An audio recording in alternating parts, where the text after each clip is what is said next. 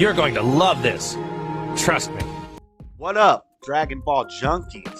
My name is Josh. I am your host for the day. Today we're going to be talking about all the archetypes from Saiyan Showdown, set 15 of the Dragon Ball Super card game. It's right around the corner.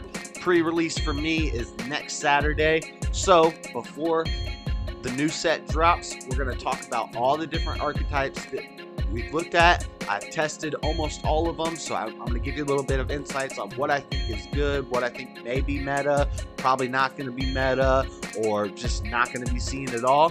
We're going to talk about it all right now. All right, guys, we are here at DBS Deck Planet. I will drop a link to this website in the description. You can build decks here, test them out on Untap. It's a great resource. Check it out.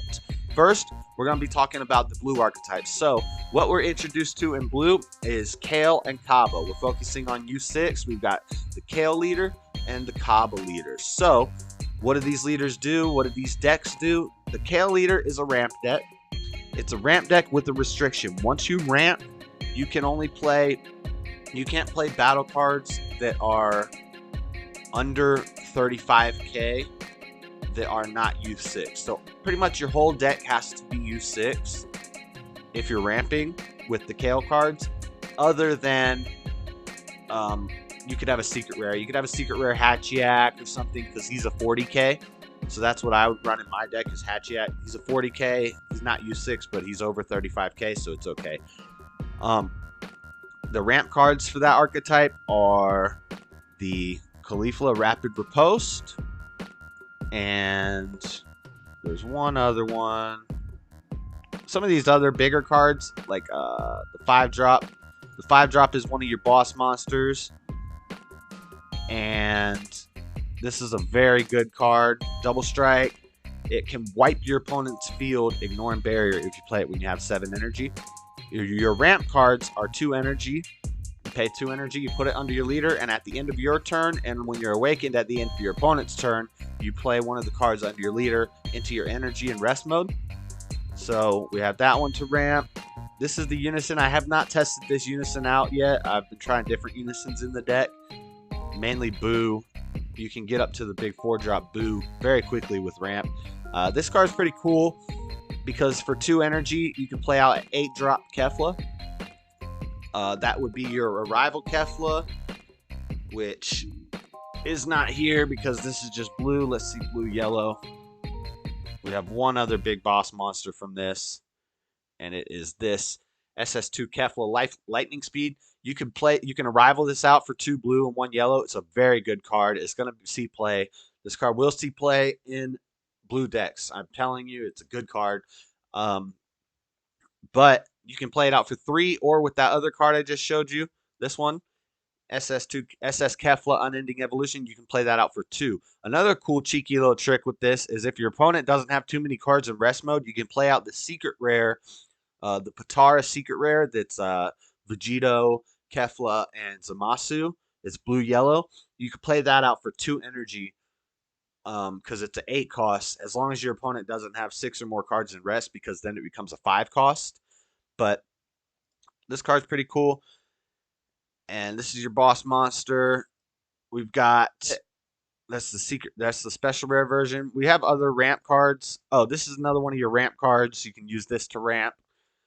And that's about it. You got Kale to search. That's about it for the Kale archetype. I think that's one of the best new archetypes that we have is this Kale one.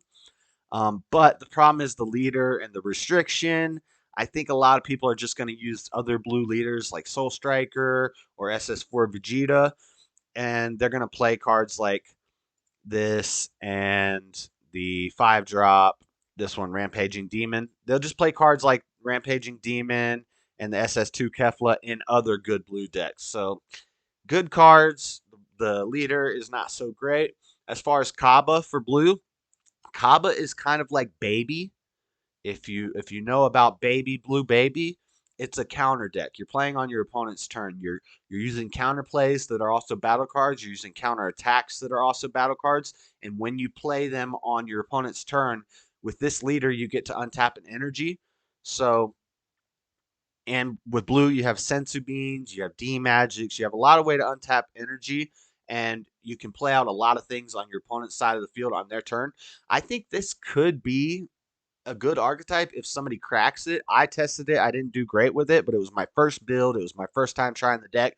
I think if somebody worked with this, they could make something, something that could win locals. I don't think it's going to be meta breaking or meta defining or anything, but both of these blue decks I think could win a locals. You could take it to a locals, you could surprise people, you could do a lot of cool stuff, and you could win a locals with either Kale or Kaba.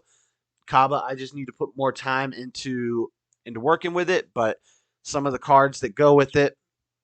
Well, we've got the new hit unison. This unison is going to be used in a lot of decks. This is just a good universal blue unison. You can +1 to draw a card. It only costs 2 to get it out. You get draw power from it, and then it has a -1 that lets you pay 2 energy and flip your opponent's leader. Your leader has to be blue or universe 6, but you get to flip your opponent's leader to the front. That could be very detrimental to them late in the game if you want to go for the kill. It drops them down to 10k. Sometimes they lose cool abilities that they have on their awakened side. Sometimes if you do that, it's going to be a problem because just the next turn or whenever they can flip it back, your opponent can't activate leader cards until the end of their next turn. So the turn you do it, you get that whole turn with them unawakened, and then you get the following turn with them unawakened. But once that ends, then they get to awaken again, so they get the benefits of awakening again. And a lot of times when you awaken, you can do a lot of good stuff that turn. So if you're able to awaken twice in a game, it could be a bad thing for you to do this to them at the wrong time. You want to make sure that when you use this skill to flip them, you're taking them out of the game. At least that's what I think. We've got this new Goku hit. It's got Aegis. It's a new card with Aegis because we the Bojack was what was it? Was it banned or limited? I think it was limited to only Bojack decks. But we've got something else with Aegis now. And then for the Kaba deck, we've got things like this. Double strike counterattack. You can evolve it onto a hit card, energy cost of 3 or 4. So like the arrival hit. And also when we arrival cards, if we have this unison out, if it's your opponent's turn when you play a blue battle card using arrival, add a marker to this card. So you get this out on your opponent's turn, you can arrival a card out. Then you add a marker to this. Then you counterplay and play a U6 card. You get to untap an energy with your leader. We have counterplay critical here. It's a 3 cost, but it gets reduced to 2. They all get reduced. Counter attack. It's a double strike, 19k battle card that's reduced to 2. So you pay 2, you play these counter plays and these counter attacks out. You untap energy. You can arrival stuff plus your markers to your unison. So the deck does have a lot of synchronicity. It really works. Everything works well together. You just got to find the right ratios of how to build it to crack it. And then we've got a dual attack blocker. I've seen this card being played in other blue decks like Soul Striker and stuff. It has a lot of effects. This is kind of like Kaba's, boss monster SR. So that's a good card. Look for these 3 cards to be in other blue decks: Kaba, Kefla, and Rampaging Demon. And also the hit unison. So blue has a lot of good cards. The leaders kind of lackluster. The archetypes, there's better ways to build it, but blue has good cards. So let's move on to red. Now red, I have not tested out the Sun Goten Kamehameha Miracle. I have not tested this archetype out. I've seen people building red and green stuff using some of the cards from this archetype. I'm not going to spend a lot of time here because I haven't tested this. I haven't watched any games with it. I'm not real sure what this one does. I still need to test this one out. But you see a lot of these cards. We got monsters going back to like the Natade Village and stuff. You could also build a monster deck with this. With some of these cards from set 7, they did that whole Natade Village monster theme, so you could also go into that, or you could build it with this leader. But On the other hand, we also have SS Brawling Demon's Second Coming. So this deck I have tested, and it's actually a pretty good deck. I think you could win a locals with this deck. I don't think it's meta breaking unless somebody has is just really good with this type of aggro. You can go pretty aggro with this deck. You can do some interesting things. The deck revolves around lots of extra cards, but your extra cards get combo power. And so all these extra cards, Gigantic Meteor, this is the archetype, Demonic Barrier, this is your Unison for that archetype. You got a Searcher here. This lets you find a field card, or this lets you draw a card, and then it lets you do stuff with the field cards. So, but you got lots of extra cards. See, Demonic Blitz, Demonic Playtime. These are all extra cards that give your cards double strike, give your cards critical, give them pluses, and you can do a lot of stuff. The only restriction with this deck is you can only play Brawly cards, not Brawly BR cards, but only Brawly cards. So you're using all extra cards. Then you got cards like this, and pretty much you're just going to go into this chain of this 1-drop Brawly into your 4-drop Brawly. You have this. You have Brawly Counter Reversal is an older Brawly card that you could use, and the 6-drop Brawly. This is your big boy.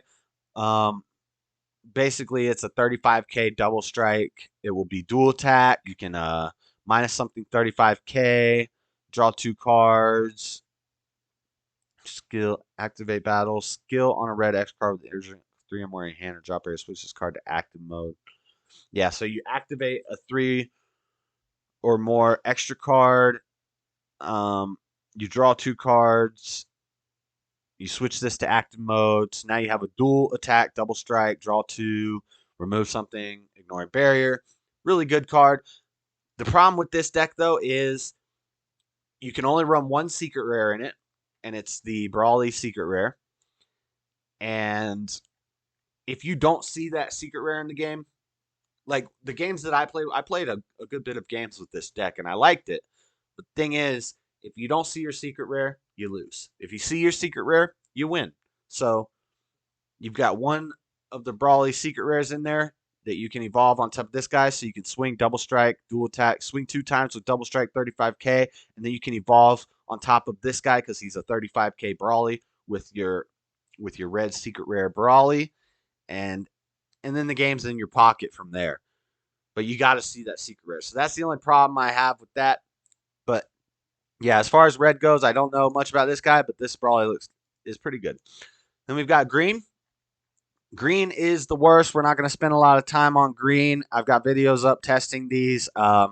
This Vegeta leader, it's all about playing stuff and having them get KO'd or removed by skills, so that you can go into bigger apes, into these 4-drop apes. So you want to play these 1-drops with blocker. You got Gohan, and then you can go into the Gohan 4-drop ape. You got Vegeta's 1-drops with blockers, or 2-drops, 1 or 2 drops with blocker, and then they die from either being KO'd or a skill, and then stuff happens. The thing is, this is the Unison you use. The Unison's actually pretty decent. It has the ability to do some hand control. The problem is you have this field card. Your field card is when one of your non-grade 8 Saiyan cards is KO'd by an attack, you can play out the 4 cost for 1 energy. But with your leader, it's when something's removed by a skill. So they need to sync up. They need to both say if a card is removed by a skill or KO'd. If both the leader and the field card both said removed by a skill or KO'd, this deck might be good. But the problem is, one of them is if something's KO'd, one of them is if it's removed by a skill. When one of your battle cards is removed by a skill, choose one. Your opponent chooses 1 card in their hand and discards it. So if you're using your blockers to block an attack and let them get KO'd, so you can play out your apes with your field card, this effect doesn't go off because they weren't removed by a skill. They were KO'd. So you want your cards to get KO'd, but at the same time, you want them to be removed by skills. It doesn't work. There's too much it's too easy for your opponent to play around. Um, and it's just bad. I don't know. I mean, I've seen some people saying that it's okay playing it pure hand control with all good green hand control cards, but I'd rather play I'd rather play like OG Brawly or something else, Surge Cell.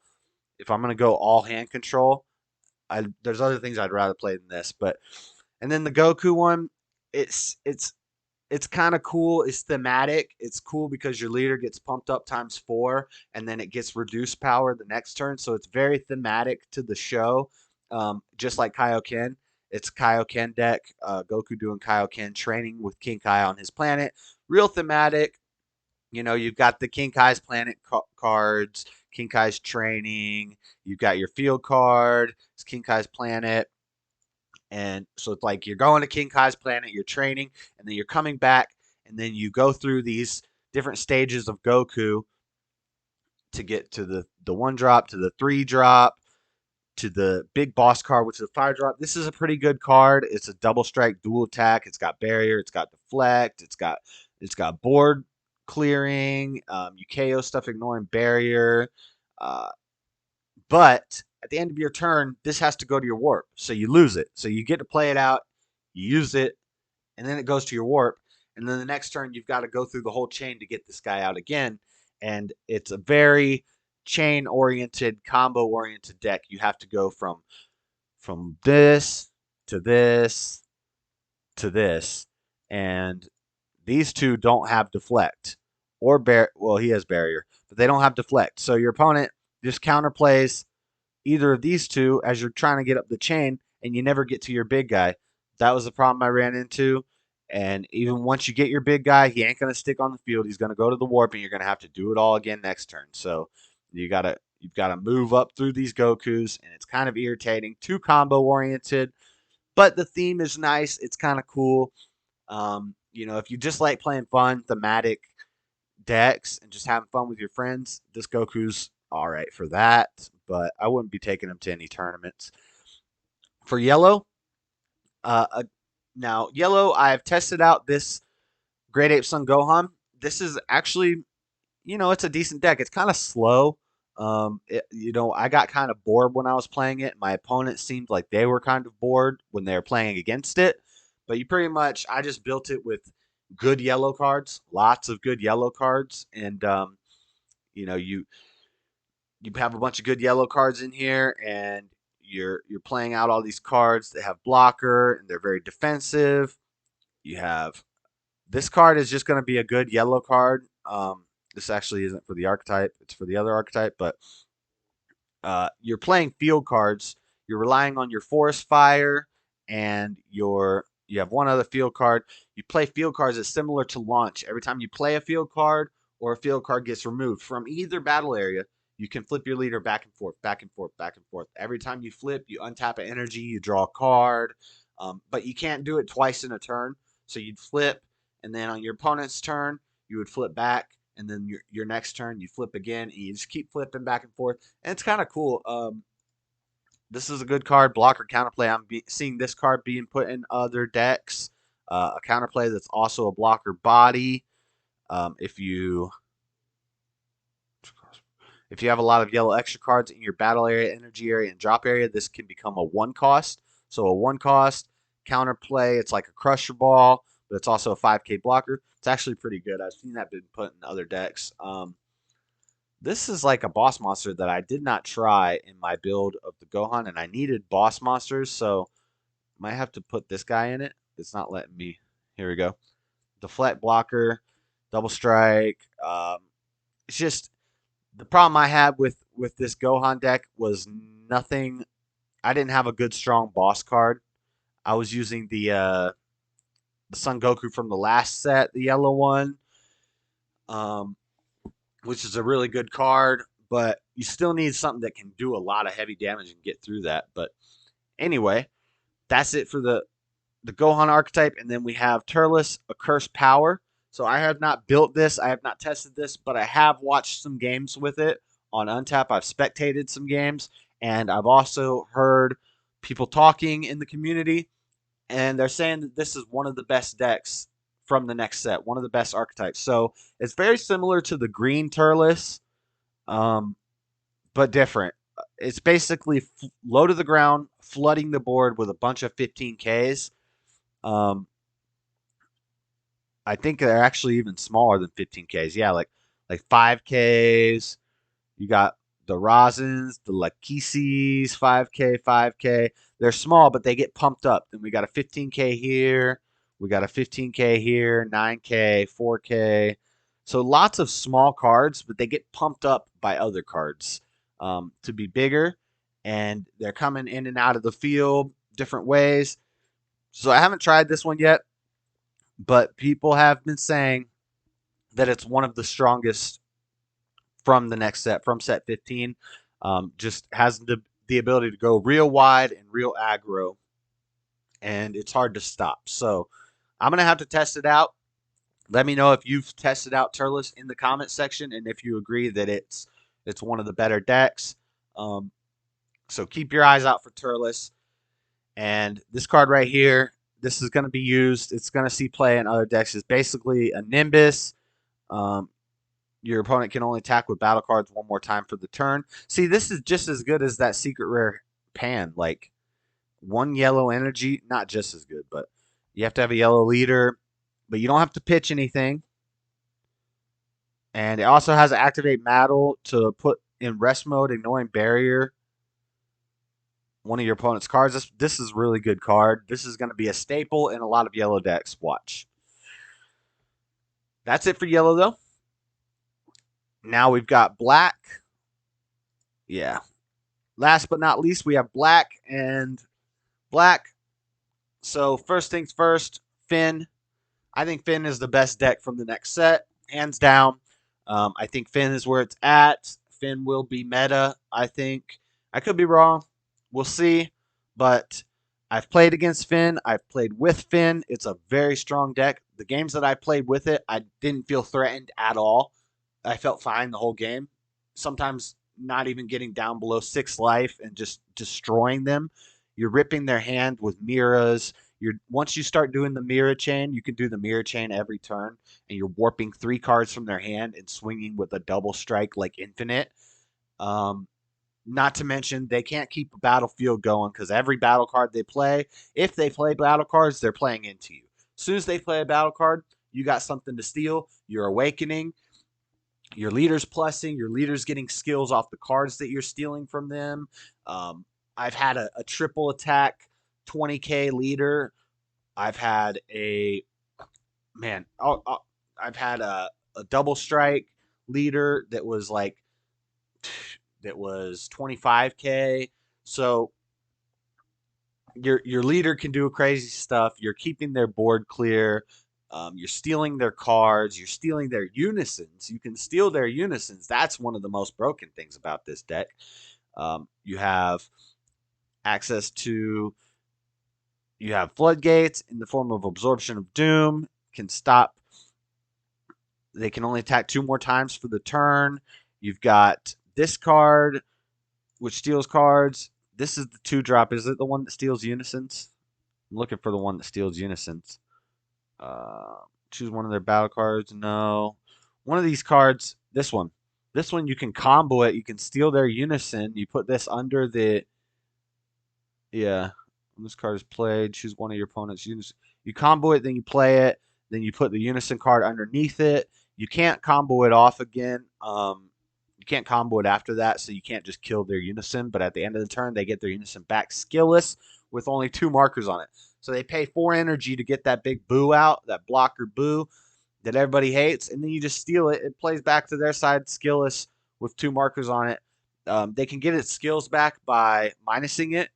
So they either take damage and minus it, but if they're taking damage to get their skills back, when they have 2 markers, they have to take 1 damage. I'm going to be swinging with a double strike probably, so you're not going to get your skills back. You're going to just lose your unison. So Finn is great. Finn will be meta. I'm calling it. Finn's my favorite card from the new set.